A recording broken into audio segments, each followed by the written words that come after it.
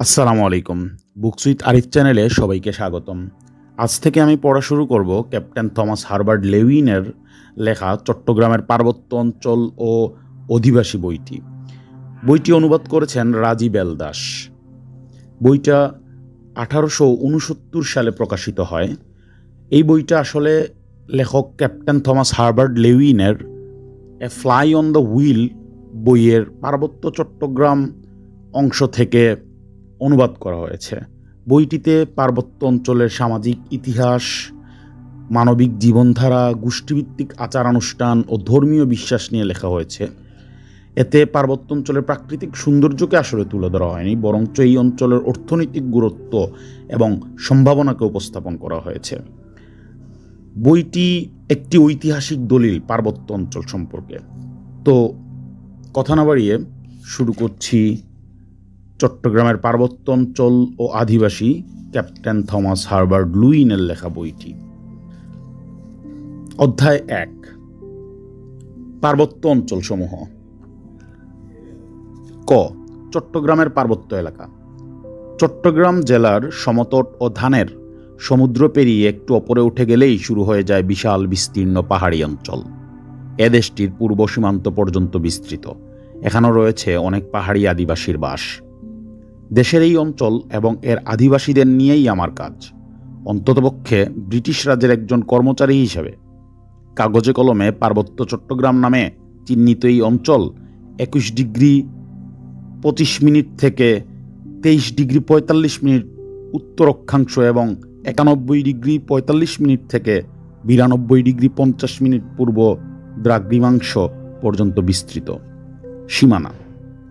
এই এলাকার সীমানা মোটামুটিভাবে বর্ণনা করতে গেলে এর পশ্চিমে রয়েছে চট্টগ্রাম জেলা, দক্ষিণ আর পূর্ব দিকে সুদূর প্রান্ত বিস্তৃত কেবল নীল পাহাড় ও আরাকান প্রদেশ। উত্তর সীমানায় রয়েছে ফেনী নদী, যা মূলত পার্বত্য চট্টগ্রাম আর অধস্থাধীন পার্বত্য ত্রিপুরাকে বিভক্ত করে রেখেছে। কিন্তু উত্তর ও উত্তর পূর্ব দিকের কিছু সীমানা অনির্দিষ্ট রয়েছে এবং বলা যায় যে ব্রিটিশ সরকারের প্রভাব এসব অঞ্চলের আদিবাসীদের মধ্যে সমানভাবেই রয়েছে। যা হোক, পাহাড়ি এই জেলাটির বুক চিরে কয়েকটি প্রধান নদী যেমন ফেনী, কর্ণফুলী, সাঙ্গু ও মাতামুহুরী বের হয়ে এসেছে, যেগুলো অনেক শাখা প্রশাখা আর কিছু ফুলে ওঠা জলাভূমি নিয়ে প্রবেশ করেছে চট্টগ্রাম জেলায়। নদী। ফেনী ও কর্ণফুলী নদীর ঝর্ণাগুলো যেসব পর্বতরাজি থেকে উৎপন্ন হয়েছে তাদের ওই অপর পিঠে সৃষ্টি হয়েছে অন্য দুটি নদীর, যাদের নাম দালেসুর আর গতুর। এই নদীগুলোই পরবর্তীতে সময়ে কাছাড় জেলার বারাক নামে প্রবাহিত হয়েছে। কর্ণফুলী নদী, যার পাহাড়ি নাম কিনসাখাইয়ুং, এর উত্থান হয়েছে উত্তর পূর্ব দিকের সুউচ্চ পর্বতমালা থেকে। এই একই পর্বতমালা থেকে নেমে এসেছে সুনাই ও টিপাই নামের ঝর্ণাগুলো আর কাছাড় জেলার বরাক নদীর উৎস ঝর্ণাসমূহ। আবার এর থেকে উৎপত্তি হয়েছে কলাদান বা কলাদাইন নামের নদী, যা কিনা আরাকানের আকিয়াব হয়ে একেবারে ভারত মহাসাগর পর্যন্ত প্রবাহিত হয়েছে। সাঙ্গু নদী অর্থাৎ রিগ্রাই খাইয়ুং এবং মাতামুহুরী নদী বা মুরি খাইয়ুং সেই সব পর্বতমালা থেকে উৎপন্ন হয়েছে, যেগুলো দক্ষিণ পূর্ব দিকে আরাকান রাজ্যকে পার্বত্য চট্টগ্রাম থেকে আলাদা করেছে। এই সকল নদীর মধ্যে কর্ণফুলী হচ্ছে প্রধান নদী। আমাদের একটি সীমান্ত প্রহরা ঘাঁটি রয়েছে কাসালংয়ে।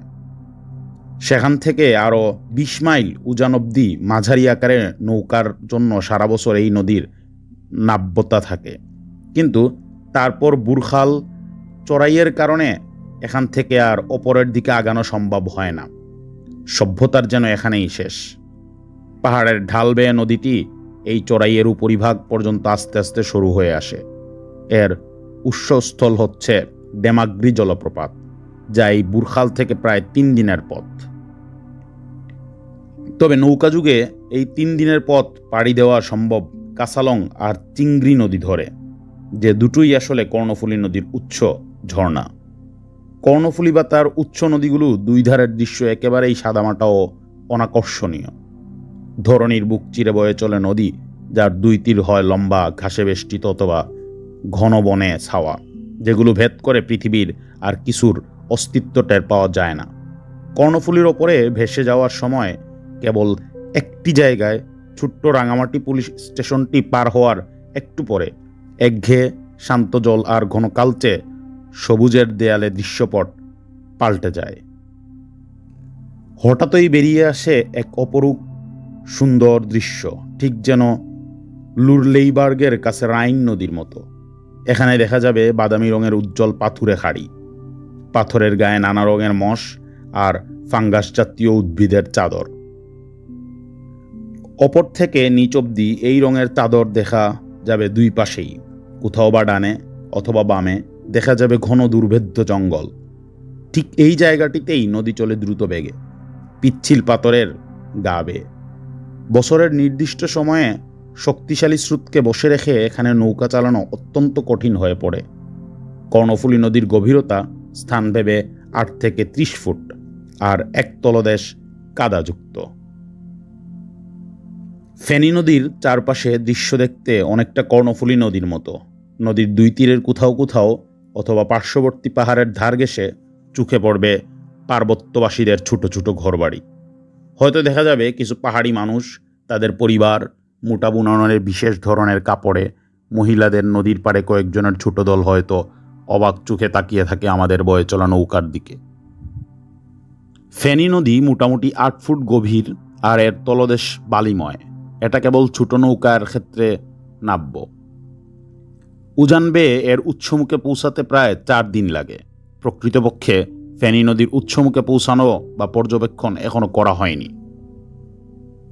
দক্ষিণ দিকের নদীগুলো উত্তরের নদীর চেয়ে অনেকটাই আলাদা। এখানে পাথরের উপস্থিতি অনেক বেশি।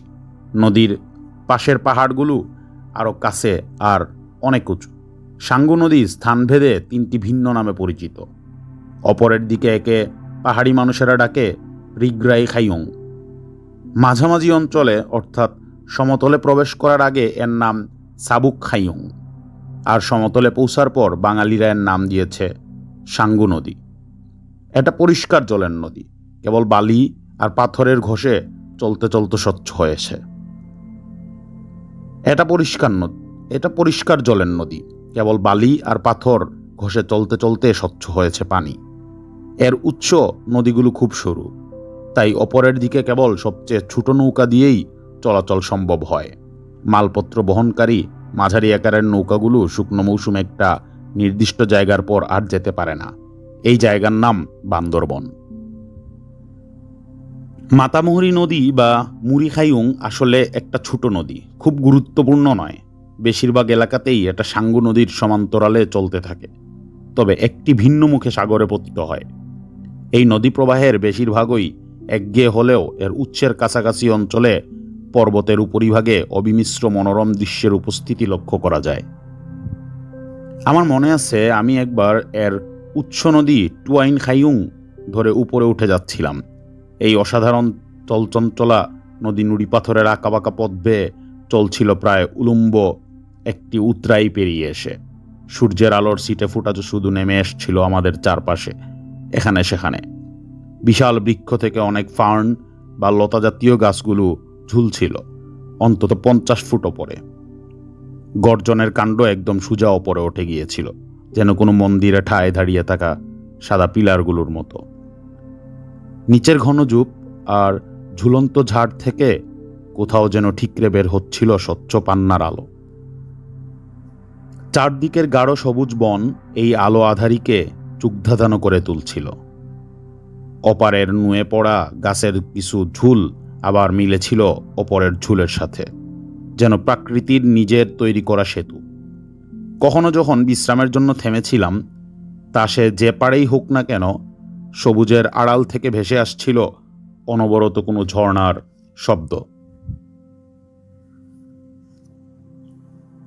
এসব ছোট ছোট ঝর্ণা দেখতে নদীতে এসে মিশে। যেখানে নদীতে এসে মেশে, সেখানে দেখা যায় বড় বড় গোলাকার ধূসর পাথর। এসব পাথরের বিন্যাস যেন বুঝিয়ে দিচ্ছিল কিভাবে বৃষ্টির জল অপর থেকে ঝরে পড়ে, সবেগে ছুটে চলে আর ধুয়ে মুছে নিয়ে যায় সব কিছু। আমাদের পথের ধারে এদিক সেদিক উঠছিল লাল চোখওয়ালা ডাস মাছি আর বেগুনি সোনালি নীল প্রজাতির দল। মনে হচ্ছিল যেন পথে ছড়ানো রঙিন মুক্ত। আর নদীতে আমাদের পার করে উজান চলছিল নীল দাগওয়ালা রূপালী মাছের ঝাঁক। চীন ও বার্মা সীমান্ত। চীনের পশ্চিম সীমান্ত, অর্থাৎ যেখানে ইউনান প্রদেশের শেষ প্রান্ত, তা ম্যাপে দেখানো আছে 24 ডিগ্রি অক্ষাংশ বরাবরে 97 ডিগ্রি 58 মিনিট পূর্ব দ্রাঘিমাংশ পর্যন্ত।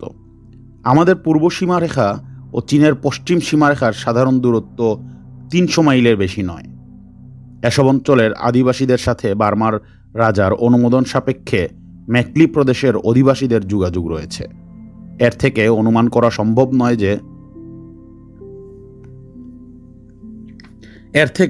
করা অসম্ভব নয় যে ভবিষ্যতের কোনো এক সময়ে চট্টগ্রাম সমুদ্রবন্দর থেকে চীন সাম্রাজ্যের পূর্বাঞ্চলের সাথে যোগাযোগ ব্যবস্থা গড়ে উঠবে। এই চিন্তাটির উদ্ভব হয়েছে অনেক আগেই। সেই 1761 সালে চট্টগ্রামের তৎকালীন প্রধান মিস্টার হ্যারি ভ্যালস্টের মাধ্যমে। তিনি তখন ফোর্ট উইলিয়াম কাউন্সিলের প্রেসিডেন্টকে লিখেছিলেন, আমাদের কাছে এটা বলার মতো যথেষ্ট কারণ রয়েছে যে চিয়ংকি পর্বতমালার ভেতর দিয়ে তিব্বত ও কুচিন চীনের উত্তরাংশ পর্যন্ত যোগাযোগের রাস্তা খুঁজে পাওয়া যাবে। যদিও এটি কেবল সময়ের ব্যাপার, তথাপি যখন এই যোগাযোগ ব্যবস্থা গড়ে উঠবে তখন ইউরোপের স্টেটের বিশদ উপকারে আসবে। পার্বত্য চট্টগ্রাম অঞ্চলের ক্ষেত্রফল হিসাব করা হয়েছে মোটামুটি 6,996 বর্গ মাইল। এটা বিশেষভাবে লক্ষণীয় যে এই অঞ্চল 4টি নদীতটে বিভক্ত এবং দক্ষিণ দিক থেকে শুরু করে উত্তর পশ্চিম অবধি সুনির্দিষ্ট পাহাড়ের সারি দ্বারা চিহ্নিত। সাঙ্গুয়ার মাতামুহুরী নদী দুটি পর্বতসারির পাশ দিয়ে সমতলে প্রবেশ করা পর্যন্ত মোটামুটি সমান্তরালে চলেছে, যাতে দুটি ভিন্ন নদীতট তৈরি হয়েছে। অন্যদিকে কর্ণফুলী আর ফেনী নদী দুটি পর্বতসারিকে আড়াআড়ি ভেদ করে গিয়েছে। কর্ণফুলী নদীর তটে অন্য শাখা নদীগুলো সমকোণ এই ধারার সাথে মিলিত হয়েছে। এই জেলার মাটি অনেকাংশে পলিবৈধত হলেও অনেক জায়গায়, বিশেষত পাহাড়ি এলাকায়, এর মাটি ঊষর কাদাযুক্ত বালি বা বেলে পাথর দিয়ে তৈরি। এইসব বেলে পাথর অল্প চাপেই ভেঙে টুকরো হয়ে যায়। উর্বর পলিবিধৌত নিম্নাঞ্চলের প্রায়শই আনুভূমিকভাবে কিছু গাছের এবড়ো থেবড়ো গুড়ি পাওয়া যায়, যেগুলো পানির তোড়ে পাথুরে পাহাড়ের গাভে ঘেঁষে আস্তে আস্তে ফসিল সদৃশ হয়ে গেছে। এই অঞ্চলের জলবায়ু। পার্বত্যাঞ্চলের জলবায়ু মূলত দুভাবে আলাদা করা যায়: এর শান্তশিষ্টতা আর এর অস্বাস্থ্যকরতা, অন্তত বিদেশিদের জন্য। পাহাড়ে কোনো উষ্ণ বাতাস নেই। বছরের সবচেয়ে গরম সময়ে আবার সমুদ্র থেকে আসা ঠান্ডা হাওয়া বয়ে যায়। মে মাসে চাষাবাদের সময় শুরু হওয়ার আগ পর্যন্ত সবাই তাদের গ্রামের ভেতরে থাকবে, এটাই প্রথা। চাষাবাদের সময় শুরু হলেই প্রত্যেকেই জেগে উঠবে আর সেই একই মোটা পাহাড় চাষ করতে লেগে যাবে। জীবনের এই বিশেষ নিয়মের সাথে মিল রেখে চলে বলেই পাহাড়ি মানুষের রোগ প্রতিরোধ বৈশিষ্ট্য সমতলের মানুষের চেয়ে ভিন্ন, অন্তত আমার তাই ধারণা। অন্তর্বর্তীকালীন সময়ে এরা বিশ্রাম নেয় এবং ভিন্ন পেশায় যায় না বলেই রোগের আক্রমণ থেকে বেঁচে যায়। নভেম্বর, ডিসেম্বর, জানুয়ারি ও ফেব্রুয়ারি মাসে রাতের বেলায় ঘন কুয়াশায় সব পাহাড় ঢেকে যায়। পরদিন দুপুর পর্যন্ত কদাচিৎ সূর্যের আলো চোখে পড়ে। এই কুয়াশা পাহাড়িদের স্বাস্থ্যের ওপর কোনো বিরূপ প্রভাব ফেলে না, বরং এই 4 মাসে তারা বছরের সবচেয়ে বেশি স্বাস্থ্যবান থাকে। ফেব্রুয়ারি মাসে কিছু বৃষ্টি হতে দেখা যায়, তবে বর্ষাকাল শুরু হয় মে মাসের শেষে বা জুনের প্রথম দিকে। আর একবার যখন শুরু হয়, বৃষ্টির দিন একটানা চলতে থাকে সেপ্টেম্বরের প্রায় শেষ পর্যন্ত। এখানে প্রচুর বৃষ্টিপাত হয়, বছরে গড়ে 120 ইঞ্চি। বর্ষাকালে নদীর পানি বেড়ে যাওয়ায় ও এগুলো খরস্রোতা হয়ে ওঠার কারণে বাইরে বেরোনো প্রায় অসম্ভব হয়ে পড়ে। পাহাড়ি লোকেরা তখন যথেষ্ট পরিমাণ খাবার ও অন্য প্রয়োজনীয় দৈনন্দিন সামগ্রী জমা করে রাখে, কারণ বছরের এই সময়ে হাট বাজার আর ব্যবসা প্রায় বন্ধ হয়ে যায় এই এলাকার। বছরের এই সময়েই নদীর পানির উচ্চতা বেড়ে যাওয়ায় পাহাড় থেকে বড় বড় গাছের কাঠ নেমে আসে। বছরের সবচেয়ে অস্বাস্থ্যকর মাস হচ্ছে সেপ্টেম্বর, বর্ষা শেষের মৌসুম। এ সময় খুব খারাপ ধরনের জ্বর দেখা দেয় এই এলাকায়। এপ্রিল মে মাসে দেখা দেয় গুটি বসন্ত আর কলেরার প্রকোপ, যা শেষ হয় বর্ষা শুরু হওয়ার পর। বর্ষার গরমের সময় দক্ষিণ পশ্চিম দিক থেকে বাতাস বয়। কখনো কখনো লম্বা সময় ধরে পূবাল হাওয়া বইলে তাকে অস্বাস্থ্যকর কুবাতাস হিসেবে মানা হয়। শীতকালে সাধারণত উত্তর দিক থেকে হাওয়া বয়। বর্ষার শুরু আর শেষে প্রবল ঝড় ঝঞ্ঝা আর বজ্রবৃষ্টির দেখা দেয়। পাহাড় যেখানে খুব উঁচুতে উঠে গেছে সেখানে রয়েছে খুব শক্ত পাথর, আর নিচের জমিতে দেখা যাবে বালি অথবা পলিমাটির স্তর। পাহাড়ের ওপরের স্তরে কালচে বাদামি রঙের পাথরগুলো নিঃসন্দেহে তাদের আদি উৎস থেকে এসেছে। কোনো এক সময়ে ঘটে যাওয়া আগ্নেয়গিরির উদ্গীরণ সহ বড় আকারের প্রাকৃতিক পরিবর্তন হয়তো আজকের এই পরিবেশ তৈরি করেছে। 1962 সালের 22 এপ্রিল চট্টগ্রাম অঞ্চলে এক ভয়াবহ ভূমিকম্প হয়েছিল। তখন অনেক জায়গার মাটিতে ফাটল দেখা গিয়েছিল, আর মাটির নিচ থেকে পানি ও সালফারের গন্ধযুক্ত কাদামাটি বের হয়ে এসেছিল। বর্ধমান নামে একটি জায়গায় একটি বড় নদী শুকিয়ে গিয়েছিল। সমুদ্রের কাছে বাকুরচুনাক নামক জায়গায় বড় আকারের জমিন তলিয়ে গিয়েছিল, আর তাতে 200 মানুষ তাদের গবাদি পশু সহ হারিয়ে গিয়েছিল। ভূমিকম্পের পর বিভিন্ন জায়গায় অতল গভীর ফাটল দেখা দিয়েছিল। তাদের মধ্যে কিছু কিছু কয়েক হাত পর্যন্ত বিস্তৃত হয়েছিল, কিছু পানিতে ভরে উঠেছিল। দ্বীপ গুয়াং সহ অনেক এলাকা 7 হাত পর্যন্ত গভীর পানিতে তলিয়ে গিয়েছিল। বলা হয়ে থাকে এই সময় সীতাকুণ্ড পাহাড়ে 2টি আগ্নেয়গিরির উদ্গীরণ ঘটেছিল। কলকাতাতেও এই ভূমিকম্প টের পাওয়া গিয়েছিল। এখনো পর্যন্ত চট্টগ্রাম জেলার সীতাকুণ্ড পার্বত্য এলাকার নানা স্থানে আগুনের শিখা দেখা যায়। এদের একটি থেকে এমন পরিমাণ গ্যাস নির্গত হয় যে বসন্তকালের পুরো সময় জুড়ে এটি অনবরত জ্বলতে থাকে। আমি শুনেছি এই জেলার লুংশেম এলাকাতেও একই রকম আগুনের শিখা দেখতে পাওয়া যায়, যদিও আমি নিজে কখনো সেটি দেখতে যাইনি। অনেক পাহাড়ের গা থেকে চুয়ে পড়া লবণ পাওয়া গিয়েছে। এদের মধ্যে সবচেয়ে বিখ্যাত হচ্ছে জেলার উত্তর দিকে ভাঙামুড়া আর পূর্ব দিকে মাওডাং থলাং। লিগনাইট নামের কয়লার মতো এক প্রকার নরম বাদামি পদার্থ পাহাড়ের 2-1 জায়গায় দেখা যায়, তবে প্রকৃত কয়লা কোথাও পাওয়া যায়নি। নির্দিষ্ট 2টি জায়গায় নিম্নমানের চুনাপাথরও পাওয়া যায়, তবে এগুলো বাণিজ্যিকভাবে ব্যবহারের ক্ষেত্রে লাভজনক নয়। জেলার অনেক জায়গাতেই উন্নত মানের পলিমাটি দ্বারা তৈরি বিস্তীর্ণ সমতল, যার বেশিরভাগ ঘন জঙ্গলে পূর্ণ। এই সমতল থেকে জঙ্গলের কাঠ সরিয়ে নিলে চাষাবাদের বিশাল জমি পাওয়া যাবে। কাসালং নদীর একটি শাখা মিয়ান্নি নদীর তীর থেকে গভীর জঙ্গল পর্যন্ত পরিত্যক্ত ঘরবাড়ি ও ফলের গাছ দেখতে পাওয়া যায়, যা প্রমাণ করে যে একসময় এখানে মানুষের বসতি ছিল ও এসব জমি আবাদ করা হয়েছিল।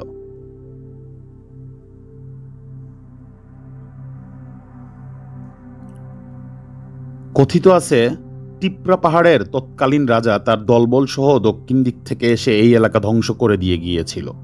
কর্ণফুলী নদীর তীরে রাঙামাটি নামের এখন এই একটিমাত্র জায়গায় প্রচলিত ধরনের চাষাবাদ করা হয়। এখানে রয়েছে প্রায় 120টি বাঙালি পরিবার, যদিও এরা মাত্র 6 বছর আগে এখানে বসতি স্থাপন করেছে। এখন পর্যন্ত বসতি বা চাষাবাদের জমির খুব একটা বিস্তর চোখে পড়ছে না। চট্টগ্রামের কাছে জেলার সীমান্ত এলাকায় বাঙালিদের চাষ করা ছোট জমির সারি দেখতে পাওয়া যায়, তবে সমতলের মানুষদের জন্য পাহাড়ি এলাকায় প্রবেশ করা কড়াকড়িভাবে নিষেধ। আমার ধারণা পাহাড়ে বসতি স্থাপনের ক্ষেত্রে জলবায়ু ও পরিবেশের পরিবর্তন প্রসঙ্গে একটা প্রচণ্ড ভয় বাঙালিদের মধ্যে ঢুকিয়ে দেওয়া হয়েছে। কখনো কখনো এটা তাদের জন্য প্রাণঘাতীও হয়েছে, যদিও পাহাড়ি মানুষের জন্য তা ক্ষতিকারক নয়। এই এলাকার পথঘাট। এখন এই পার্বত্য জেলাতে কোনো রাস্তা নেই। এলোপাথাড়ি পাহাড়ের সারির এই দেশে এমনই হওয়ার কথা। রাস্তার জন্য প্রয়োজনীয় সামগ্রী পরিবহন করা ও নির্মাণ প্রকৌশল কাজের ক্ষেত্রে এইসব দুর্গম পাহাড় হচ্ছে বড় বাধা। বলা বাহুল্য নানান দিকে পথ তো থাকেই, তবে মানুষের প্রয়োজনে যেগুলো ব্যবহৃত হয় কেবল সেই পথগুলোই সত্যিকারের পথ। এদের মধ্যে জেলার সবচেয়ে পছন্দের একটি পথ হচ্ছে বালুময় নদীতট, যেখানে পা ঠান্ডা হওয়ার জন্য রয়েছে পানি আর গা ঠান্ডা থাকার জন্য গাছের আচ্ছাদিত ছায়া। তবে কোনো পাহাড়ের সারি পেরাবার জন্য এই পথ যথেষ্ট নয়, বরং হতে পারে একটা খাড়াইয়ের শুরু।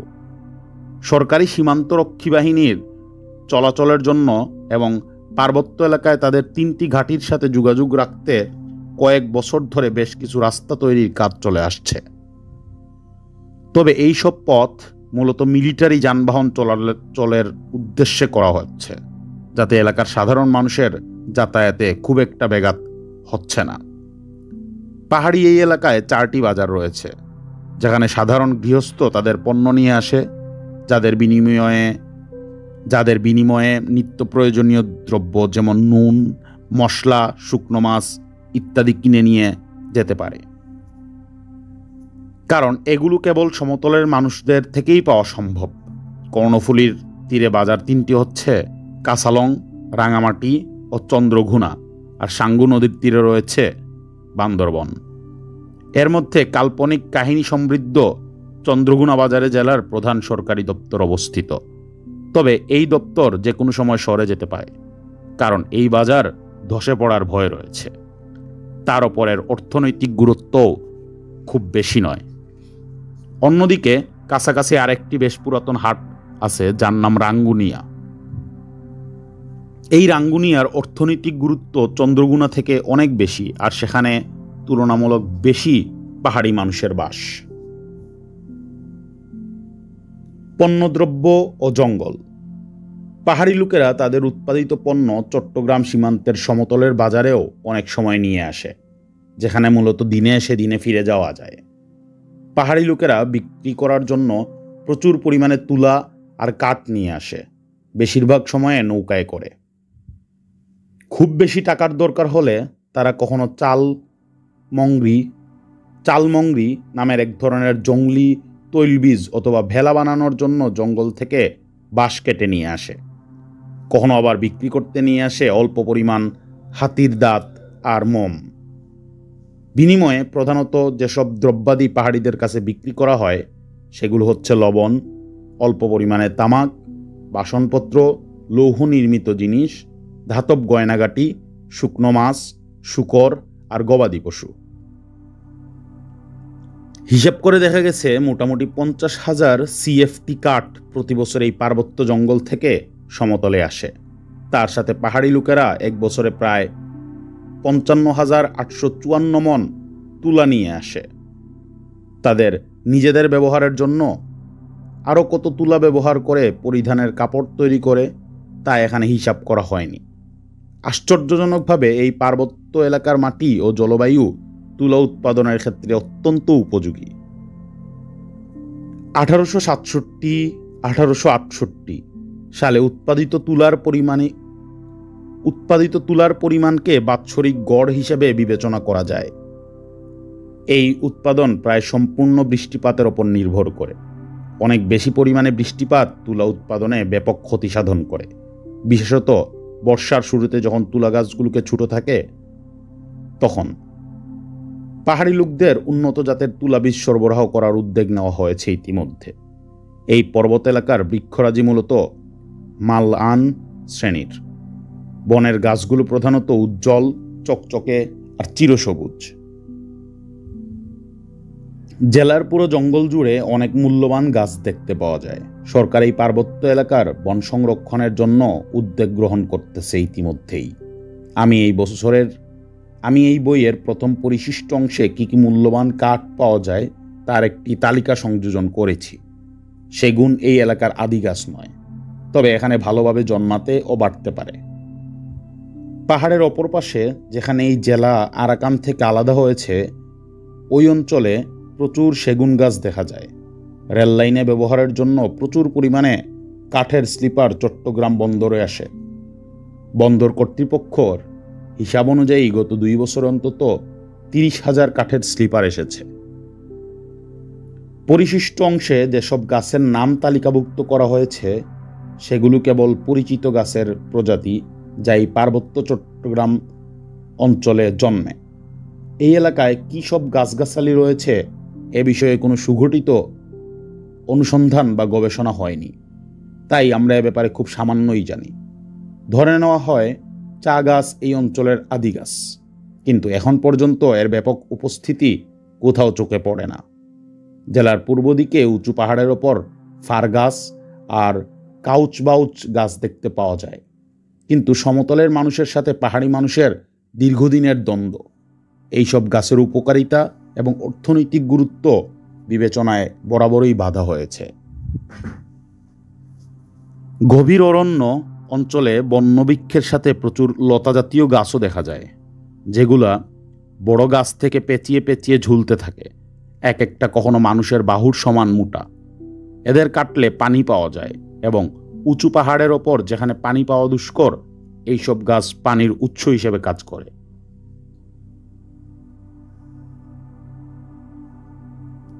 খুবই মজার ব্যাপার হচ্ছে, এইসব পেঁচানো লতা একটি অংশে কেবল একবার কাটলেই পানি বের হয়। ধারালো ছুরি দিয়ে পরপর 2 কূপে সমান করে কাটা একটি লতা নিলে তা থেকে জলের ধারা বইবে, আর অদক্ষ হাতে 3-4 বা আরও বেশি কূপে এবড়ো থেবড়ো করে কাটলে কেবল একটি শুকনো কাঠি পাওয়া যাবে। 2টা অত্যন্ত দ্রুতগতিতে কাটা থেকে পাওয়া এক টুকরা লতায় যথেষ্ট পরিমাণে বিশুদ্ধ ঠান্ডা পানি পাওয়া যায়। পাহাড়ি লোকেরা বলে যে যখন একটি টুকরা কেটে নেওয়া হয় তখন তার পানি বের হয়ে অপরে যেতে থাকে। জঙ্গলে আরেকটি গাছ দেখা যায়, বাঙালিরা যাকে বলে চাউর, আর টিপ্রা ভাষায় বলে সামুল। কচি অবস্থায় এগুলো সাদা আর নরম হয়, খেতে অত্যন্ত সুস্বাদু আর বাদামের গন্ধযুক্ত। বড় হলে এর বাইরে বাকল আর ভেতরে শক্ত, কাঠের মাঝখানে একটা নরম স্তর থাকে, যা ভালো জ্বালানি হিসেবে কাজে লাগে। ছায়াযুক্ত জায়গায় অ্যাসপারাগাস জাতীয় আরেক প্রকার খাবার উপযোগী গাছ দেখা দেয়। বাঙালিরা একে বলে তারা গাছ। এরা এর চাষও করে, কিন্তু অযত্নে জঙ্গলের মাঝে বেড়ে ওঠা গাছগুলোই উন্নত হয়। সদ্য বের হয়ে আসা বাঁশ ও বেতের কচি চারা খেতে অত্যন্ত সুস্বাদু। পাহাড়ে প্রচুর পরিমাণে জংলি আলু গাছে ঝুলতে দেখা যায়, যেন পাহাড়ি মানুষদের না খেয়ে থাকতে না হয়। পাহাড়ি মানুষেরা অনেক গাছগাছরা ঔষধি হিসেবে ব্যবহার করে থাকে। তারা গাছের পাতা ও শেকড় থেকে 2-3টি রং তৈরি করে থাকে।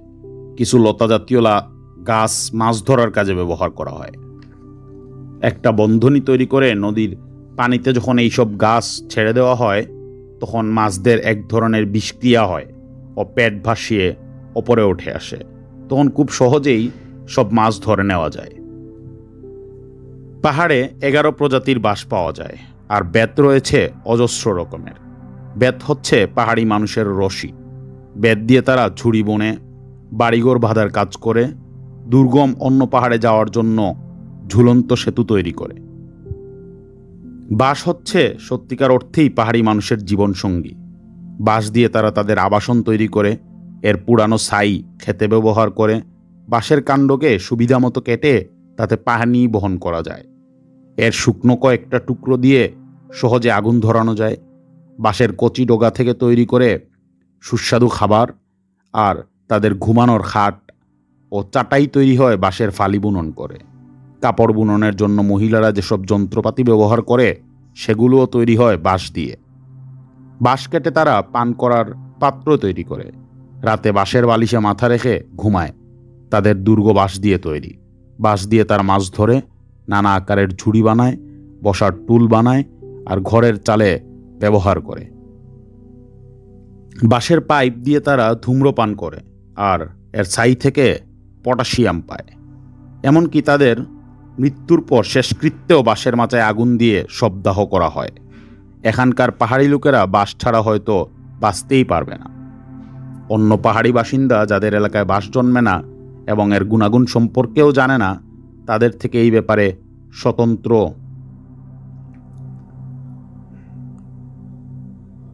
কথা সত্য যে সমগ্র ভারতবর্ষ জুড়ে বাসিন্দাদের ঘরোয়া অর্থনীতির সাথে বাস খুব গভীরভাবে জড়িয়ে রয়েছে, তবে এটা কেবল স্বীকার করেই সবাই ক্ষান্ত রয়েছেন। মধ্য ভারতের এক যাযাবর আদিবাসী প্রসঙ্গে লিখতে গিয়ে ডক্টর বেলফুল লিখেছিলেন যে ভাটস নামে এক আদিবাসী ছিল যাদের পেশা মূলত খেলা দেখানো, এবং এই কাজে তারা নানাভাবে বাঁশ ব্যবহার করত। তাদের প্রধান দেবী হচ্ছে কোরেইয়া, যিনি আসলে মহাদেব এর একটা রূপ। টিক্কুরের কাছে ঠেকুন নামক গ্রামে এই দেবীর মন্দির রয়েছে, যার চারপাশে ঘনবাসের বনে ঘেরা। একটি বাঁশ গাছকে তারা নির্বাচিত করে মন্দির স্থাপন করে এবং আরও কয়েকজন সেবক মিলে এই মন্দির দেখাশোনা করে। এই নির্বাচিত গাছকে বলা হয় গুন্নিচারি, আর মন্দিরে সবার জন্য বাৎসরিক ভিক্ষা পাঠানো হয়। এই বিশেষ গাছের প্রতি একজন মানুষের মতো সর্বোচ্চ শ্রদ্ধা প্রদর্শন করা হয়। বিয়ে অনুষ্ঠানে যে কোনো আপত্তি নিরসনে বা যে কোনো সামাজিক সমস্যার যখন জ্ঞানলব্ধ পরামর্শের প্রয়োজন হয়, তখন এই গুন্নিচারিকে উঠিয়ে আনা হয় এবং তার উপস্থিতিতে আলোচনা শুরু হয় আর সিদ্ধান্তে নেওয়া হয়। এটা আমার জানা মতে সবচেয়ে অভিনব একটি সমাজ প্রধান ব্যবস্থা। আচরণের দিক থেকে বলতে গেলে রিয়াংটিপ্রা নামের এক ছোট উপজাতি আছে যারা বাঁশকে পূজা করে, তবে এরা ভাটসদের মতো অতটা এগিয়ে নয় যারা বাঁশকে তাদের প্রধান হিসাবে মনে করে। এরা বাঁশকে কেবল বনদেবীর প্রতিনিধি মনে করে। পার্বত্য অঞ্চলের চাষাবাদ। পাহাড়ি এলাকায় চাষাবাদের পদ্ধতি সব আদিবাসীর মধ্যে প্রায় একই রকমের। সমগ্র ভারতেই তা প্রায় একই পদ্ধতিতে চলে এবং জমি চাষের বিশেষ এই পদ্ধতি টিকে থাকবে বলেই মনে হয়। বার্মা ও আরাকানে একে বলা হয় টুংইয়া, মধ্যপ্রদেশের নাম ধাইয়া, আর এই অঞ্চলে চাষাবাদের এই পদ্ধতি পরিচিত জুম চাষ হিসেবে। এখানকার পাহাড়ি লোকেরা অবশ্য নিজেদের ভাষায় একে বলে জুমাহ। পদ্ধতির সংক্ষিপ্ত বর্ণনা দিতে গেলে বলা যায়, এপ্রিল মাসে সুবিধাজনক একটা পাহাড়ের ঢাল নির্বাচন করা হয়, যেখান থেকে সমস্ত ঝুপঝাড়, লতা জাতীয় গাছ আর ছোটো গাছ কেটে পরিষ্কার করে ফেলা হবে। বড় গাছগুলো কেবল ডালপালা ছেটে দেওয়া হবে, যেন অপরের দিকে কিছু ডাল ও পাতা নিয়ে গাছগুলো দাঁড়িয়ে থাকে। যদি সম্ভব হয় তবে ডলু নামের এক প্রকার বাঁশের জঙ্গলে ভরা কোনো পাহাড়ের ঢাল বাছাই করা উত্তম, কারণ এটা পরিষ্কার করা তুলনামূলক অনেক সহজ কাজ। আর এই বাঁশের জঙ্গল পুড়ালে যে ছাই হয় তা জমিতে সার হিসাবে খুবই ভালোভাবে কাজ করে।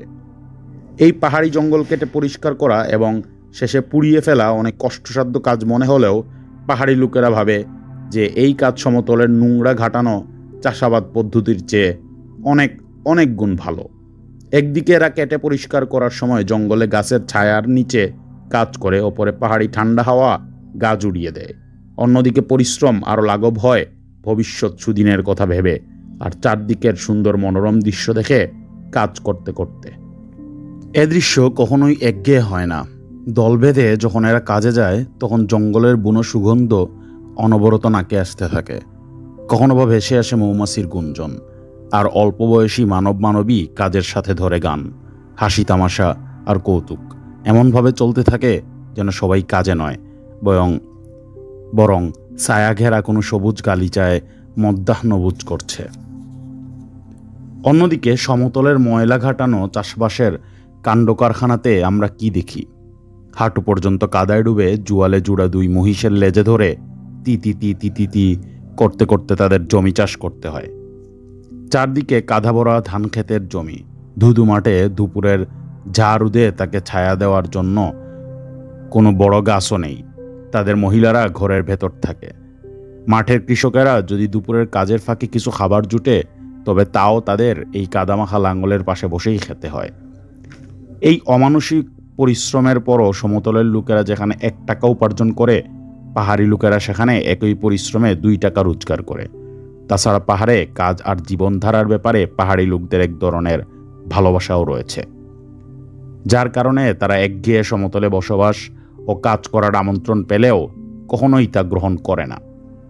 জুম চাষের জমি পরিষ্কার করার পর কিছুদিনের জন্য তা সূর্যের তাপে শুকানোর জন্য ফেলে রাখা হয়। তারপর মে মাসে এই শুকনো জঙ্গল পুড়ানোর হয়, যা পরিষ্কার করার কাজ সম্পন্ন করে। আগুনে পোড়ানোর কাজ অনেক সময় বিপজ্জনক হতে পারে। মে মাসের এই সময় বন শুকনো খটখটে থাকে, যাতে সহজে আগুন ধরে যেতে পারে। কখনো পুরো এক পাহাড়ি গ্রাম পুড়ে ছাই হয়ে যায় আর প্রাণহানিও ঘটে। আমি নিজে জুম চাষের জন্য তৈরি করা একটা পাহাড়ের ঢাল 4 দিন 4 রাত ধরে অনবরত জ্বলতে দেখেছি। এটা দেখা একটা অনন্য অভিজ্ঞতা। কিন্তু এই আগুন জ্বালানোর বিষয়টি জঙ্গলের অনেক ক্ষতি করে। বিশেষ করে নানা প্রজাতির ছোট চারাগাছ একেবারে ধ্বংস হয়ে যায়। যা হোক, জুমের আগুন জ্বালানোর জন্য সাধারণত একটা শান্ত দিন বেছে নেওয়া হয়।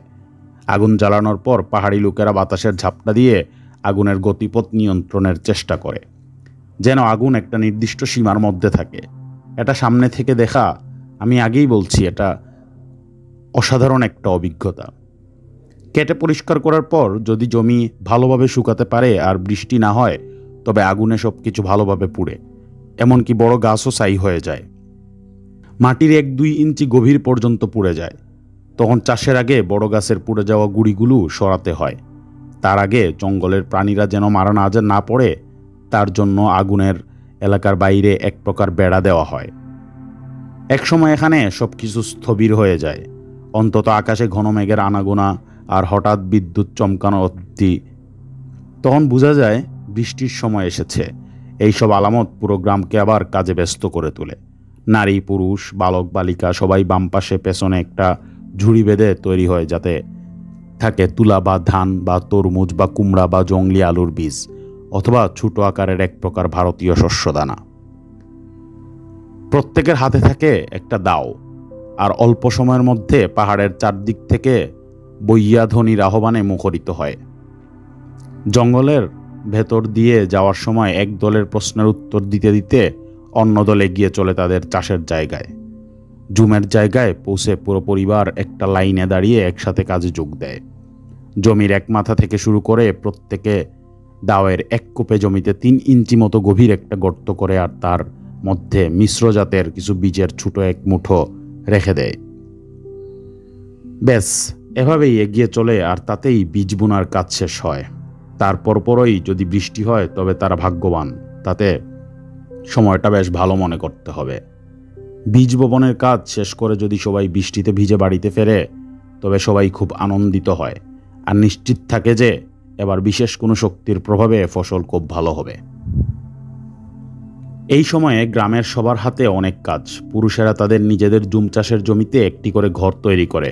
বন্য শূকর আর হরিণের হাত থেকে ক্ষেত রক্ষা করতে হবে, তা না হলে কচি ধান গাছের জন্য মারাত্মক ক্ষতির কারণ হবে। একটি গ্রামের সব জুম আসলে একগুচ্ছ হিসেবে থাকে, একেবারে একা একটি জুম খুব চোখে পড়ে না। বৃষ্টির সময় বিশেষ করে যখন জমির আগাছা পরিষ্কার করার প্রয়োজন হয়, তখন তাই একে অন্যের সাহায্যে আসে। পালা করে প্রত্যেকে পাশের জুমের কাজে সহায়তা করে। আগাছা পরিষ্কারের কাজে কোনো ছুরিকাচি ব্যবহার করা হয় না, খালি হাতে আগাছা উপড়ে ফেলে দেওয়া হয়। তাতেই অনেক ভালো ফল পাওয়া যায়। বৃষ্টির যদি দীর্ঘ সময়ের জন্য চলে, তবে তুলা গাছের ক্ষতি হবেই, কারণ এরা পানিতে বাঁচতে পারে না। জুলাই মাসের শেষে এক প্রকার ভারতীয় শস্যদানা সবার আগে পাকে। অন্য আর 2-3টা ফসলের মধ্যে তারপর কাটার উপযোগী হয় তরমুজ। এরপর সবজি জাতীয় সব ফসল ঘরে তোলা হয়। তারও পরে অর্থাৎ সেপ্টেম্বর মাসে কাটা হয় ধান আর এই ধরনের অন্য কিছু ফসল।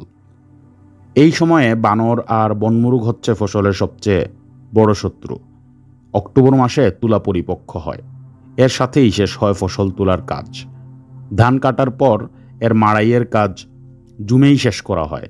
তারপর সদ্য পাওয়া খড়ের তৈরি ডুলিতে করে গ্রামের নিজ নিজ ভাণ্ডারে নিয়ে যাওয়া হয় খাদ্যশস্যগুলো। কোনো বছরে ইঁদুরের খুব ভয়ানক উপদ্রব হয়। এরা দলভেদে আসে আর সামনে যা পায় সব সাবাড় করে দিয়ে যায়। এরা ধান খেয়ে পাহাড়ি লোকের শস্য ভাণ্ডার একেবারে শেষ করে দিতে পারে। কিছুতেই এদের থামানো সম্ভব হয় না। বলা হয় এরা দক্ষিণ থেকে আসে, আর যেভাবে আসে সেভাবেই হঠাৎ উধাও হয়ে যায়। পাহাড়ি লোকেরা আমার কাছে বর্ণনা করেছে এভাবে যে সর্বশেষ ইঁদুরের পাল এসেছিল 1864 সালে। তখন তারা বিশাল বনমুরুগের রূপ ধারণ করেছিল। প্রমাণ হিসেবে তারা একটা রঙিন পালক দেখিয়েছিল, যা কিনা আসলে ওই পালের কোনো ইঁদুরের লেজ থেকে খসে পড়েছিল। শস্যদানা আর তুলার পাশাপাশি পাহাড়ি লোকেরা তামাকও চাষ করে। এগুলো সাধারণত পাহাড়ের পাদদেশে কোনো ছোট টুকরো জমিতে করা হয়। মাতামুহুরী নদীর তীরে সবচেয়ে ভালো তামাক হয়। চতুর্থ পরিশিষ্টতে দেখানো হয়েছে পাহাড়ি বাসিন্দারা তাদের জুমে কি কি চাষ করে। পুরো পার্বত্য এলাকায় কেউ একটিও লাঙল ব্যবহার করে বলে আমি জানি না। স্পষ্টতই প্রত্যেকে জুম চাষের ওপর সম্পূর্ণভাবে নির্ভরশীল। কোনো কোনো গ্রাম প্রধানের বাড়ির কাছে কদাচিৎ লাঙল চাষ করা ক্ষেত দেখা যেতে পারে। সেগুলো আসলে ওই প্রধানের বাড়ির বাঙালি কাজের লোকের কাজ। দেরিতে আরোপ করা হলেও বন সংরক্ষণের কিছু বিধি নিষেধের কারণে পাহাড়ি লোকদের মধ্যে লাঙল ব্যবহারের প্রচলন হতে পারে বলে মনে করা হয়। ফেনী নদীর আশপাশে এলাকায় বছরের পর বছর ধরে জুম চাষ করার ফলে অনেক বন একেবারেই নষ্ট হয়ে গেছে। সেখানে এখন জন্মায় শুধু ঘাস। এই এলাকার আদিবাসীদের ভয় না দেখিয়ে পূর্ব দিকে সরে যাওয়ার কথা বলা হলেও তা কার্যত সফল হয়নি।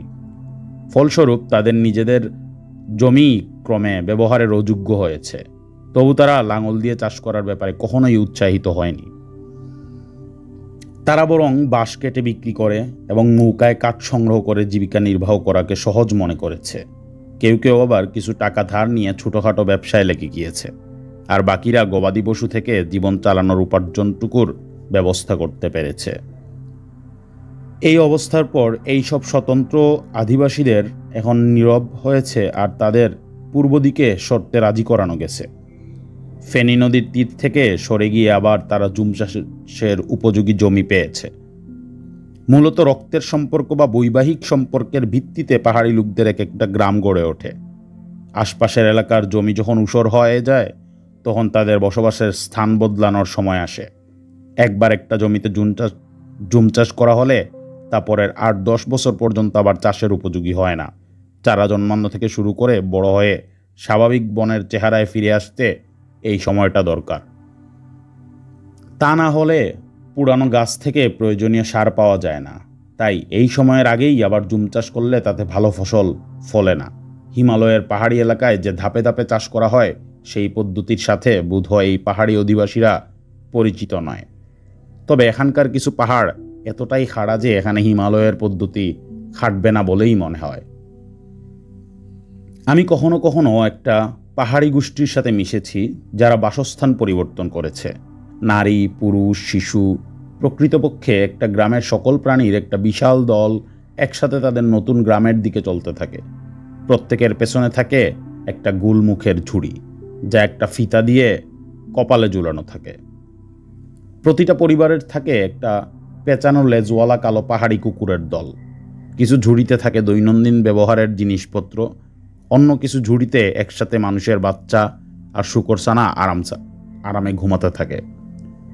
পেছনের গ্রামে, যেটা এখন ছেড়ে এসেছে, তারা তাদের প্রায় অর্ধেক সম্পদ ফেলে আসে। এ নিয়ে তাদের কোনো দুশ্চিন্তা নেই, কারণ পাহাড়ে চুরি হওয়ার কোনো ভয় নেই। এই পরিত্যক্ত গ্রাম পাহাড়ি জীবনের চিহ্ন রেখে যায়। বিভিন্ন জায়গায় ছড়ানো থাকে নিত্য ব্যবহৃত জিনিস, কেবল কোথাও প্রাণের অস্তিত্ব নেই। তবে বোঝা যায় নিকট অতীতে এখানটা সরব ছিল প্রাণের স্পন্দনে। হয়তো ডুলিটিও অর্ধেক ভরে আছে শস্যদানায়, ধান বানার কাঠের ঢেকিটাও পড়ে আছে পাশে, হয়তো কিছু আধবুনা কাপড় পড়ে আছে তাতে লাগানো অবস্থায়। এভাবেই এরা ছেড়ে চলে যায়। হয়তো চলে যায় এমন এক জায়গায় তা এখান থেকে 2 দিনের পথ। সেখানে গিয়ে আবার নতুন গ্রাম তৈরি করবে সবাই মিলে। প্রতিটি পাহাড়ি গোষ্ঠীর আবাসস্থল তৈরি করার নিজস্ব কায়দা রয়েছে। এ বিষয়ে আমি এই বইয়ের অন্য জায়গায় যেখানে আন্তঃগোষ্ঠী বৈচিত্র্যের কথা বর্ণনা করা হয়েছে তখন আরও বিশদ বলবো। তবে আমাদের পরিচিত সব পাহাড়ি গোষ্ঠী বাঁশ দিয়ে তাদের থাকার ঘর নির্মাণ করে, যা হয় মাটি থেকে প্রায় 10 ফুট ওপরে। অনেকগুলো বাঁশের খুঁটির ওপর মেঝেটি বসানো হয়। একইভাবে ছাদ আর দেয়ালও বাঁশের ওপর ভর দিয়েই দাঁড়িয়ে থাকে। ঘরের ছাদ আর দেওয়াল বাঁশের বেত দিয়ে বানানো হয়। তার অসংখ্য ছোট ছোট ছিদ্র অনায়াসে হাওয়াকে ভেতরে আসতে দেয়। এতে তৈরি হয় পাহাড়ের চমৎকার ঠান্ডা থাকার ঘর। ঘরের ছাদেও থাকে আড়াআড়ি বাঁশের ফালি, তাতে দেওয়া হয় পালমিরা বা আত্তপ পাতা। বাঙালিরা একে বলে করুক পাতা। এই ছাদ অনেক শক্ত আর দীর্ঘস্থায়ী হয়, মেরামত না করে অনায়াসে ৩-৪ বছর চলতে পারে। ঢালু উঁচু জায়গায় কিছুটা বাঁকাভাবে লতানো জড়ানো গাছের ফাঁকে ফাঁকে এইসব পাহাড়ি বাড়ি দেখতে ভঙ্গুর মনে হলেও আসলে কিন্তু বেশ শক্তপোক্ত হয়। মনে হয় খুব সহজেই পাহাড়ের গা বেয়ে গড়িয়ে পড়বে, কিন্তু আমি কখনো এমনটি শুনিনি যে বাতাসে কোনো ঘর পড়ে গিয়েছে বা কোনো মানুষ তাতে আহত হয়েছে। প্রাণী বৈচিত্র্য। এদের গেরস্থলী পশু হচ্ছে গাইয়াল, গরু, মহিষ, ছাগল, কুকুর, বিড়াল, শূকর আর সাধারণ মুরগি। শেষের 4টি পশু প্রায় সব গ্রামেই দেখা যায়। লম্বা লোমের বিড়াল, কুকুর আর ছাগলের নানা প্রজাতি বিভিন্ন গোষ্ঠীভেদে ভিন্ন হয়। আমাদের অধীন নয় এমন পাহাড়ি গোষ্ঠীর মধ্যে গাইয়াল সাধারণত দেখা যায় না। গরু মহিষ সাধারণত সেই সব গোষ্ঠী পালন করে থাকে যারা ফেনী নদীর তীরে বসবাস করে, কারণ সেখানে এই পশুদের খাদ্য হিসাবে প্রচুর সবুজ ঘাস পাওয়া যায়। পার্বত্য অঞ্চলের একটা অদ্ভুত ব্যাপার হচ্ছে এর নীরবতা। বন্য প্রাণীরাও খুব কদাচিৎ ডাকাডাকি বা চেঁচামেচি করে। আমি মাইলের পর মাইল বনের ভেতর দিয়ে হেঁটেছি, কিন্তু কোথাও কোনো পাখির পালক বা পশুর লুম পড়ে থাকতে দেখিনি। তবে প্রায় সব প্রজাতির বন্য পশুই এই পাহাড়ি জঙ্গলে দেখা যায়। দক্ষ পশু শিকারীদের পাহাড়ি লোকেরা খুব সমীহ করে। গিবন বানর নামের মাঝারি আকারের এক বানরের প্রজাতি পুরো জঙ্গল জুড়েই দেখা যায়, যাদের স্থানীয় নাম হুলুয়া। দক্ষিণের উপকূলবর্তী এলাকায় এদের সাথে যুক্ত হয় মেসো বানর। ছোট আকারের সাধারণ চেহারার বানর প্রচুর পরিমাণে দলভেদে থাকে সব জায়গায়। এরা অনেক সময় পাহাড়ি ফসলের ক্ষতি করে আর লোকদের বিরক্ত করে। লম্বা ও বৈচিত্র্যলে জোয়ালা লেমুর বেশ প্রচুর পরিমাণে দেখতে পাওয়া যায়। এদের স্থানীয়ভাবে ডাকা হয় লঙ্গুন নামে। বিশাল আকারের বাদুড়, ঘুরাখুর বাদুড়, ঘরে থাকা সাধারণ বাদুড় অথবা একেবারে ছোট বাদুড় সবই এই এলাকায় পাওয়া যায়। আরও আছে উদবেড়াল জাতীয় মাস্করেট, ভালুক জাতীয় ছোট আকারের বেজার, মাঝারি আকারের কালো ভালুক আর নানা প্রজাতির বনবেড়াল। বাঘও রয়েছে এইখানে, তবে এরা কারো অনিষ্ট করে না। বেজি, বড় আকারের বাদামি কাঠবেড়ালি, লাল রঙের ও হলুদ বুকওয়ালা কাঠবেড়ালি, মেঠো ইঁদুর, বাঁশগাছের ইঁদুর এবং এক প্রকার সজারুও বেশ দেখা যায় এইখানে সেখানে। হাতি আর আসামি গুন্ডার খুব সাধারণ সব জায়গায়। আগে 100 বা 150টির হাতির একটি দল ঘুরে বেড়াতো। 2 শিংওয়ালা সুমাত্রা গন্ডার এখানকার আদি বাসিন্দা বলে মনে করা হতো না, কিন্তু খেদ্দা ডিপার্টমেন্টের ক্যাপ্টেন হুড সম্প্রতি এই প্রজাতির একটি নমুনা ধরে নিয়ে আসেন চট্টগ্রামে। এটি ছিল মসৃণ ত্বকের আর নিশ্চিতভাবেই 2 শিংওয়ালা। ছোট আকারের কালো শূকরের একটি প্রজাতি প্রায় সব জায়গায় দেখা যায়। নানান জাতের হরিণও দেখতে পাওয়া যায়, যাদের মধ্যে আছে চিত্রল, মুন্তিয়াক, সম্বল আর গয়াল। বুনো মহিষের দেখা পাওয়াও অসম্ভব নয়। পাখির মধ্যে এখানে আছে নানা প্রজাতি। দেখা যায় কাজল পাখি, বুলবুলি, নানা জাতের কুন্ডু পাখি, সাদা খঞ্জন, কোয়েল, কাক, ময়না, ধনেশ, ছোট সবুজ টিয়া পাখি, লাল গোলার বড় নীল মাছরাঙা। একই গোত্রের আরও কিছু প্রজাতি রাতচূড়া পায়রা, কবুতর, বুতাম, বটের পাখি, বনমোরগ, সবুজ পায়রা, বনকপুত, ঘুঘু, চিল, ময়ূর, মাছখেকো, ঈগল আর কিছু বুনো হাঁস ও বক। একবার আমি একটা তিতির দেখেছিলাম। এটা এখানে খুবই দুর্লভ। অজগর সাপ বেশ সচরাচর দেখা যায় এবং অনেক বিশাল আকারের হয়। এর সাথে কিছু বিষধর সাপও দেখা যায় এই অঞ্চলে। খ, পাহাড়ি অঞ্চলে ব্রিটিশ আধিপত্যের পত্তন ও উত্থান। ব্রিটিশ আধিপত্য বিস্তারের আগে চট্টগ্রামের পার্বত্য এলাকা ও সমুদ্র সৈকত অঞ্চল গুরুত্বপূর্ণ সীমান্ত এলাকা হিসাবে বিবেচিত ছিল, যার ওপর কর্তৃত্ব করার লড়াই চলেছিল বিভিন্ন জাতির মধ্যে। আরাকান, মুঘল ও পর্তুগিজরা এই এলাকার শাসক হিসাবে আমাদের পূর্বসূরি। তাদের রেখে যাওয়া কর্তৃত্বের ছাপ বিভিন্নভাবে লক্ষ্য করা যায়। বার্নিয়ারের ভ্রমণ কাহিনী ও সিয়ারুল মুতাখিরিন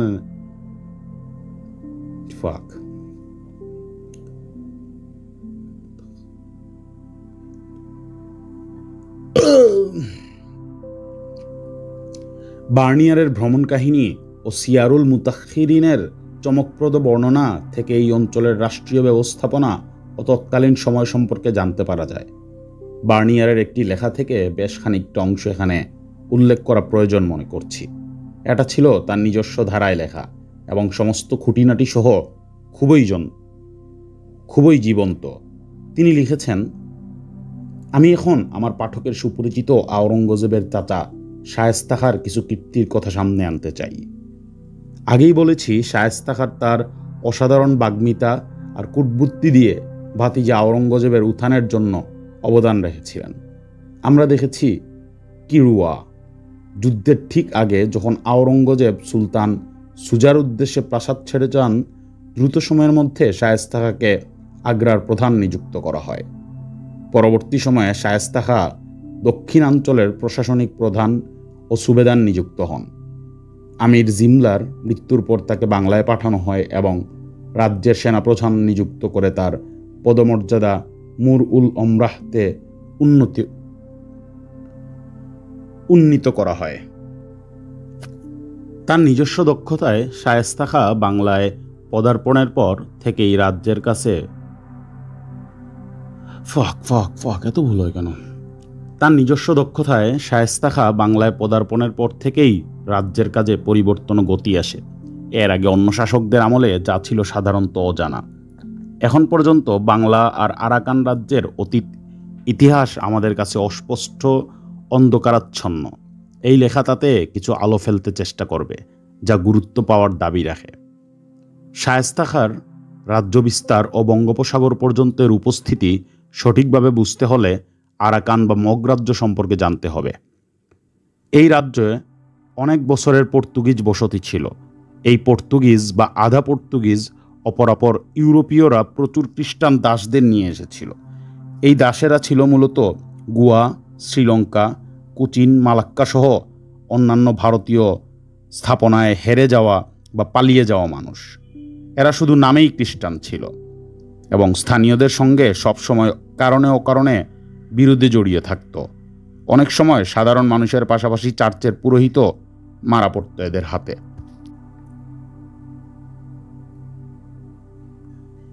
সেই সময়ের আরাকান রাজা সবসময় মুঘলদের আক্রমণের আতঙ্কে থাকতেন। তার রাজ্যে প্রবেশের প্রথম বাধাপ্রাচীর হিসেবে তিনি এই সব ভিনদেশিকে মনে করতেন। সে কারণে তিনি তাদের এখানে সমুদ্রবন্দর স্থাপন করতে অনুমতি দিয়েছিলেন, যার নাম চট্টগ্রাম। এর জন্য অনেক জায়গাও বরাদ্দ দিয়েছিলেন। কিন্তু এইসব পালিয়ে আসা আসামি আর ভবঘুরে রাজ্যের আইন বা নিয়মকানুন দ্বারা নিয়ন্ত্রিত ছিল না। তাতে সহজেই অনুমান করা যায় যে এদের পক্ষে ভয়ানক জলদস্যু হওয়া ছাড়া আর কোনো পথই খোলা ছিল না। এর আশেপাশের সমস্ত সমুদ্রাঞ্চল চষে বেড়াতো আর লুটতরাজ করত। নিচু এলাকার গঙ্গাসহ অন্যান্য নদ নদীর মোহনা দিয়ে এরা লোকালয়ে প্রবেশ করত। 40-50টি দলে বিভক্ত হয়ে একসাথে হানা দিত আর দিন দুপুরে পুরো গ্রাম ও হাটবাজার তছনছ করে দিত। বিশেষ করে যখন কোনো বিয়ে বা অন্য সামাজিক অনুষ্ঠানে সবাই একত্র হতো, এরা অনেককে ধরে নিয়ে যেত এবং দলের হয়ে কাজ করতে বাধ্য করত। যা কিছু নেওয়া যায় না সেগুলোতে আগুন লাগিয়ে দিত। এই জন্য গঙ্গার মোহনায় ছোট ছোট দ্বীপগুলো এখন বিরান ভূমিতে পরিণত হয়েছে। যেখানে একসময় ছিল ঘনবসতিপূর্ণ জনপদ, সেখানে এখন বাঘ আর অন্য জীবজন্তুর বাস। ধরে নিয়ে যাওয়া মানুষগুলোর সাথেও তারা খুব হিংস্র আচরণ করত। এমনকি কখনো তারা কাউকে কাউকে বিক্রি করে দিত, বিশেষ করে বয়স্কদের, যাদের যে যথেষ্ট কাজ করানো সম্ভব নয়। আর সচরাচর দেখা যেত যে শক্ত সমর্থ যুবকেরা যারা গতকালের আক্রমণ থেকে নিজেদের বাঁচাতে পেরেছিল, তারাই আজ তাদের বাবা মাকে কিনে ছাড়িয়ে নিতে এসেছে। বয়সে তরুণদের জলদস্যুরা দস্যুতা আর হত্যার প্রশিক্ষণ দিত। নিজেদের কাজে এদের লাগানো হতো, কখনো বা গোয়া, শ্রীলঙ্কা, সেন্ট থমাস ও অন্যান্য জায়গায় বিক্রি করে দিত।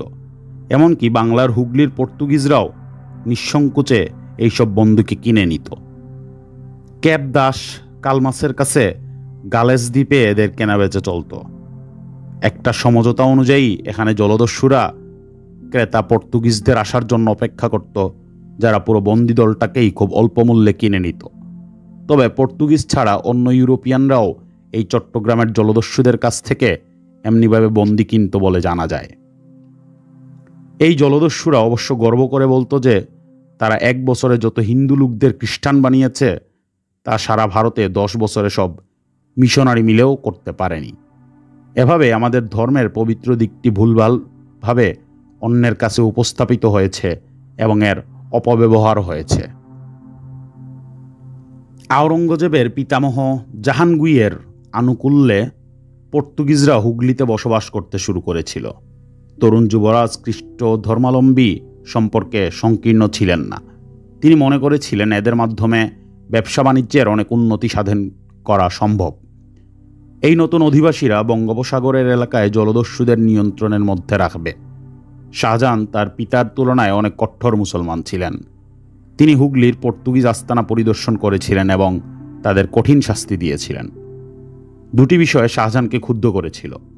প্রথমত, পর্তুগিজরা আরাকানের লুটেরা শাসকদের আশকারা পেয়েছিল, আর দ্বিতীয়ত সমস্ত বন্দিদাসকে মুক্ত করে দেওয়ার আদেশ অমান্য করেছিল।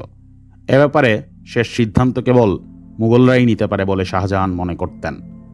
প্রথমে তিনি পর্তুগিজদের ভয় দেখান এবং বিশাল অঙ্কের আর্থিক জরিমানা করেন।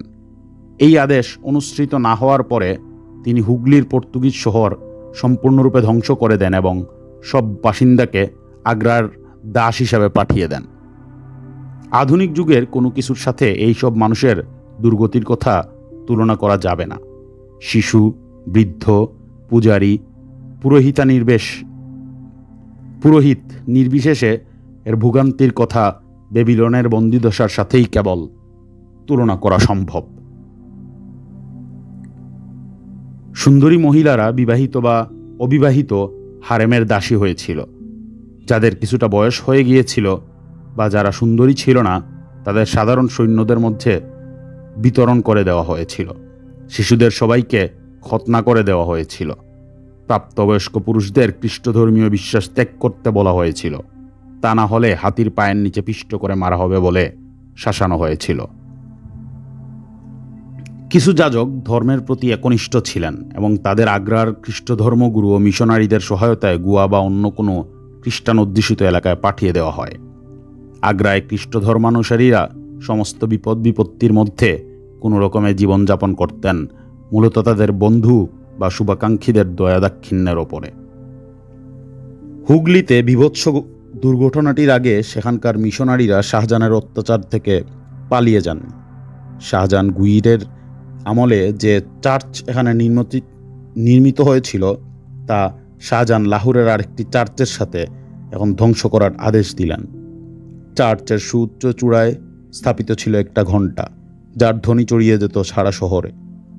মুঘলদের হুগলি দখলের আগে কোনো এক সময় জলদস্যুরা পর্তুগিজ অধ্যুষিত গোয়ার ভাইসরয়ের কাছে আনুষ্ঠানিক প্রস্তাব দিয়েছিল যে পুরো রাজ্যটি যেন জলদস্যুদের হাতে ছেড়ে দেওয়া হয়। বস্তিয়ান গঞ্জালভেস ছিল তখনকার জলদস্যু প্রধান। সে এতটাই ক্ষমতাশালী ছিল যে সে তখনকার আরাকান রাজকন্যাকে বিয়ে করেছিল। এই কথা শুনে ভাইসরয় অত্যন্ত ক্ষুব্ধ হয়েছিলেন এবং পর্তুগালের রাজার এমন একটি নিচু শ্রেণীর মানুষের সাথে এখন সৌদা করার কোনো যৌক্তিক কারণ আছে বলে মনে করেননি। একটা সস্তা চমৎকারিত্ব তৈরি করা ছাড়া পূর্ববর্তী সময়ে এই প্রস্তাবের আর কিছু হয়নি। জাপান, বার্মা, ইথিওপিয়া এবং অন্য কিছু জায়গায় যেখানে পর্তুগিজরা ছিল সেসব জায়গায় নিয়ম মতোই সব কিছু চলছিল। ভারতবর্ষে তাদের পতনের মূলে তাদের নিজেদের কুকর্মই দায়ী ছিল। শুরুতে পর্তুগিজদের দেখা হতো শক্তির প্রতীক হিসেবে। ভারতীয় যুবরাজরা তাদের স্বাগত জানিয়েছিল এবং বন্ধুত্বপূর্ণ আচরণ করেছিল, কারণ পর্তুগিজরা ছিল সাহসী, উদার, ধর্মপ্রাণ, ধনশালী ও উজ্জ্বল। কিন্তু এখন তারা আর তা নয়। তারা সমস্ত অপকর্মে লিপ্ত হয়েছে। ভোগ, লালসা আর সকল দুষ্কর্ম তাদের আচ্ছন্ন করে রেখেছে। আমি যে সময়ের কথা বলছি তখন এই জলদস্যুরা সন্দ্বীপ সম্পূর্ণরূপে দখল করেছিল। এই দ্বীপটি ছিল গঙ্গার মুখে একটি অত্যন্ত গুরুত্বপূর্ণ জায়গা। অনেক বছর ধরে এই দ্বীপ কুখ্যাত ফ্রা জুয়ান শাসন করেছিল, যাকে আসলে বলা যায় দ্বীপের সে সময়ের গভর্নর। একই ধরনের কিছু দুষ্কৃতিকারী লুটেরাদের আমরা জুট বাঁধতে দেখি ঢাকায়, যেখান থেকে তারা সুলতান সুজাকে নিয়ে গিয়েছিল আরাকানে। সেখানে সুলতানের প্রচুর বাক্স পেট্রা তারা পায়, যা থেকে লুট করে অনেক হীরা আর মণিমুক্তা। পরে গোপনে আরাকানে এইসব বিক্রি করা হয়। মজার ব্যাপার হচ্ছে, ডাচ ও অন্য ইউরোপীয়দের হাতে এভাবে অনেক হীরা নামমাত্র মূল্যের বিনিময়ে চলে গিয়েছিল, কারণ এইসব বুকাচুরদের তারা বোঝাতে সক্ষম হয়েছিল যে হীরাগুলো খুব নরম এবং খুবই মামুলি এবং নিম্নমানের। আরাকান অঞ্চলে প্রতিষ্ঠিত জলদস্যুদের কারণে তৎকালীন মুঘলদের কত নানা প্রকারে সমস্যায় পড়তে হয়েছিল আর মূল্য চুকাতে হয়েছিল, এ প্রসঙ্গে আমি অনেক কথাই বলেছি। তাকে সবসময়ই বাংলার প্রবেশদ্বার সুরক্ষিত রাখার জন্য সচেষ্ট থাকতে হয়েছে। ব্যাপক সংখ্যায় সৈন্যদলকে সবসময় তৈরি রাখতে হয়েছে। সুরক্ষার প্রস্তুতি ও সদা সতর্ক থাকা সত্ত্বেও সবসময় তা সম্ভব হয়নি। জলদস্যুরা এতটাই শক্তিশালী ও দক্ষ হয়ে উঠেছিল যে 4-5টি দল বিশেষ কায়দায় আক্রমণ করতে এবং অনায়াসে 14-15টি একই রকম মুঘল সৈন্যের দলকে পরাস্ত করে সবকিছু ধ্বংস করে দিতে পারত। শায়েস্তা খাঁকে এখানে নিযুক্ত করার সর্বপ্রধান উদ্দেশ্য ছিল এইসব অসভ্য বর্বরের অত্যাচার দুরাচার থেকে বাংলাকে রক্ষা করা। তবে শায়েস্তা খান নিজস্ব পরিকল্পিত ধরন ছিল, যার মাধ্যমে তিনি আরাকান রাজাকে আক্রমণ করেছিলেন এবং সুলতান সুজা ও তার পরিবারের প্রতি নিষ্ঠুর আচরণের জন্য তাকে শাস্তি দিয়েছিলেন। আওরঙ্গজেব এইসব নিষ্ঠুরতা এবং হত্যার চরম বদলা নিতে বদ্ধপরিকর ছিলেন। একটি দৃষ্টান্তমূলক ঘটনার মাধ্যমে তিনি প্রতিবেশীদের বুঝাতে চেয়েছিলেন যে মুঘল রক্তের প্রত্যেকে যে কোনো জায়গায় যে কোনো পরিস্থিতিতে যেন প্রাপ্য মর্যাদা এবং মানবিক আচরণ পায়। বাংলার গভর্নর তার প্রথম পরিকল্পনাটি খুব ভালোভাবেই বাস্তবায়িত করেছিলেন। প্রকৃতপক্ষে বিশাল সৈন্যবাহিনীকে আরাকান রাজ্যে নিয়ে যাওয়া ছিল একটা ভয়ানক বিপদসংকুল উদ্যোগ। বিশেষ করে এতগুলো পাহাড়ি নদী ও খাল পাড়ি দিয়ে এগিয়ে যাওয়া। অন্যদিকে দুর্ধর্ষ জলদস্যু নৌবাহিনীর দখলে থাকা উপকূলবর্তী সমুদ্রাঞ্চল ভেদ করে আরাকানে প্রবেশ করা ছিল আরও বেশি দুঃসাধ্য। শায়েস্তা খাঁ তখন এ ব্যাপারে ডাচদের সাহায্য চাইবেন বলে ঠিক করলেন এবং বাটাভিয়ায় সমঝোতার শর্ত ও ক্ষমতা দিয়ে একজন দূত পাঠালেন। একইভাবে একটি যৌথ আরাকান রাজতন্ত্রের ব্যাপারে অতীতে শাহ আব্বাস ইংরেজদের কাছে অরমাস সম্পর্কে একটি প্রস্তাব পাঠিয়েছিলেন। বাটাভিয়ার গভর্নর সহজেই এ প্রস্তাবে রাজি হয়েছিলেন এবং পর্তুগিজ ক্ষমতা খর্ব করার এই সুযোগ কাজে লাগাতে চেয়েছিলেন। ভারতে পর্তুগিজদের প্রভাব আরও কমিয়ে দিয়ে ডাচ কোম্পানি প্রতিষ্ঠার ব্যাপারে তিনি সফল হয়েছিলেন। মুঘল সৈন্যদের চট্টগ্রাম বন্দরে প্রবেশের সহায়তা করার জন্য তিনি 2টি যুদ্ধজাহাজ বাংলায় পাঠানোর সিদ্ধান্ত নেন।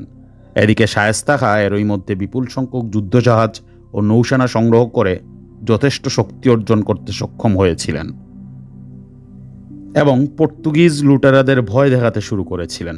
তিনি প্রচার করেছিলেন শক্তিশালী মুঘল বাহিনীর সহযোগী হিসেবে যুদ্ধে অংশ নেওয়ার জন্য বিশাল ডাচ নৌবহর প্রস্তুত রয়েছে। তিনি সম্রাট আওরঙ্গজেবের নামে স্পষ্টভাবে ঘোষণা করেছিলেন যে তিনি আদেশ দিয়েছেন পর্তুগিজরা যেন আরাকান রাজাকে চরম শাস্তি দেয়। তারা যদি নিজেদের ও পরিবারের প্রাণের মায়া করে তবে আরাকান রাজার আনুগত্য ত্যাগ করে এবং বাংলায় আত্মসমর্পণ করে, তাতে বাংলা তাদের একই পরিমাণ বা প্রয়োজনে আরও বেশি জমি ব্যবহার করতে দেবে এবং আরাকান রাজ দরবার থেকে যে ভাতা ও সুবিধা পেয়ে থাকে তা দ্বিগুণ করে দেবে। এতে জলদস্যুরা আরাকান রাজার এক উচ্চপদস্থ কর্মচারীকে হত্যা করেছিল। শায়েস্তা খান নির্দেশ মতে আরাকান রাজাকে তথাকথিত শাস্তি দেওয়ার জন্য তারা আরও কী কী দুষ্কর্ম করেছিল তার সঠিক বর্ণনা পাওয়া যায় না। তবে এটা খুব স্পষ্টই বোঝা যায় যে একসময়ের 40-50টি দস্যু নৌকার বহন নিয়ে পরাক্রমশালী সমুদ্র বাহিনী প্রচণ্ড ভয় পেয়ে গিয়েছিল এবং পরিবার পরিজন প্রায় নিঃশেষিত সম্পদ নিয়ে চরম অনিশ্চয়তার মধ্যে পতিত হয়েছিল। পড়ছিলাম ক্যাপ্টেন থমাস হার্বার্ট লেউইন এর লেখা বই চট্টগ্রামের পার্বত্য অঞ্চল আদিবাসী। বইটি 1869 সালে প্রকাশিত হয়েছিল প্রথমবারের মতো। ক্যাপ্টেন থমাস হার্বার্ট লেউইন 1866 থেকে 1869 এবং 1871 থেকে 1874 সাল, এই 2 মেয়াদে চট্টগ্রামের জেলা প্রশাসক হিসেবে নিযুক্ত ছিলেন। তিনি ওনার A Fly on the Wheel বইটি লিখেছিলেন। ওই বইয়ের কিছু অংশ চট্টগ্রামের পার্বত্য অঞ্চল ও আদিবাসী নামে অনুবাদ করা হয়েছে, অনুবাদ করেছেন রাজীব এলদাস। এই বইয়ের প্রথম খণ্ড আজকে এ পর্যন্তই সমাপ্ত। পরবর্তী খণ্ড দেখতে এই চ্যানেল চোখ রাখুন এবং সাবস্ক্রাইব করে আমাদের সাথে থাকুন। ধন্যবাদ। আসসালামু আলাইকুম।